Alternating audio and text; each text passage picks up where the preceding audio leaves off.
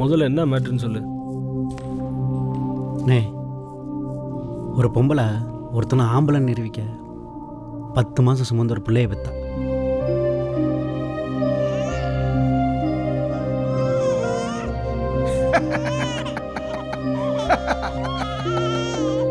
ஆனால் அந்த குழந்தையோட 14வது வயசில் ஒரு உண்மை தெரிய வந்துச்சு.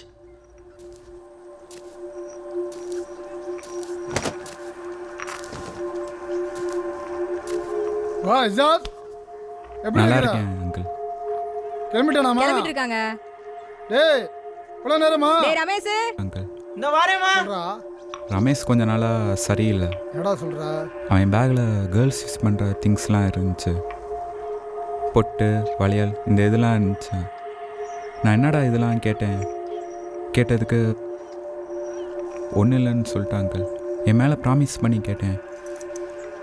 கேட்டதுக்கு நான் கேர்ளாக மாற போகிறேன்னு சொல்லிட்டான். என்ன பண்ணுறதுன்னு தெரில. நீங்கள் தான் அங்கிள் எப்படியாவது. போய் அம்மா போயிட்டு வருமா? போலாம்டா. என்னங்க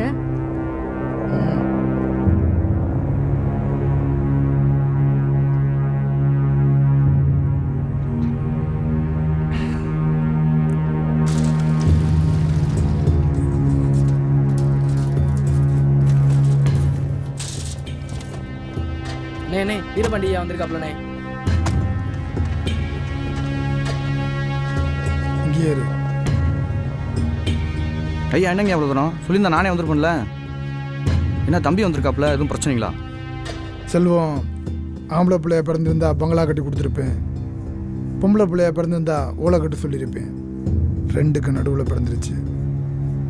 பாட தான் கட்டணும். ஐயா இந்த ஜாதி கௌரவம் எனக்கு வேணும் செல்வம். அறுத்து போட்டுரு. ஐயா ஊரில் கேட்டா குற்றாலத்தை குளிக்க போனா தவறி விழுந்துட்டான்னு சொல்லு. பா இங்கே இரு, வர்றேன். நே உண்மையிலே வெட்ட போறியானே? போடா, போய் அவனை கூப்பிட்டு